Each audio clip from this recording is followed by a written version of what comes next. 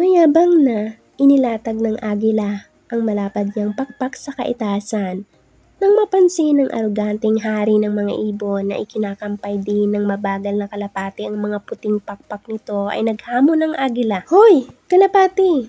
Lalaban ka ba sa akin sa pabilisan ng paglipad?" Sa sobrang yabang ng agila ay naisip ng kalapating bigyan ng aral ang humahamon. "O sige," sagot ng kalapati. "Kailan mo gustong magtunggali tayo?"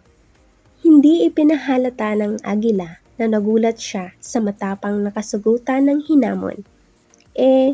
Ikaw ang bahala kung kailan mo gusto." Napansin ng kalapati na nakaamba ang maitim na ulap sa kalawakan. Alam na niyang ilang sandali lamang ay uulan na. "Kung papayag ka ay ngayon din, upang maging masaya ang laban. Kailangang may kagat-kagat tayong anumang bagay sa paglipad natin. Dadalhin ko pa itaas ang isang tipak ng asin. Ikaw naman ay magdadala ng isang bungkus ng bulak. Payag ka ba?" Napangiti ang agila sa pag-aakalang higit na magaan ang bulak sa asin.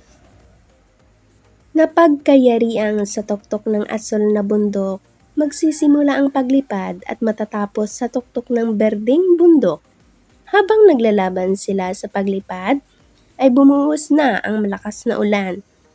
Ang bulak na dala-dala ng agila ay nabasa ng ulan at bumigat ng bumigat. Nagpabagal ito sa paglipad ng hari ng mga ibon. Ang asin ay nalusaw naman na nagpabilis sa paglipad ng kalapate.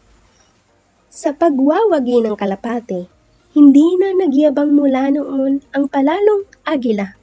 At dito na po nagtatapos ang ating kwento, mga kabinibini, ang agila at ang kalapate. Maraming salamat po sa pakikinig at panonood. Please like and subscribe, mga kabinibini. Mag-iingat po kayo. God bless!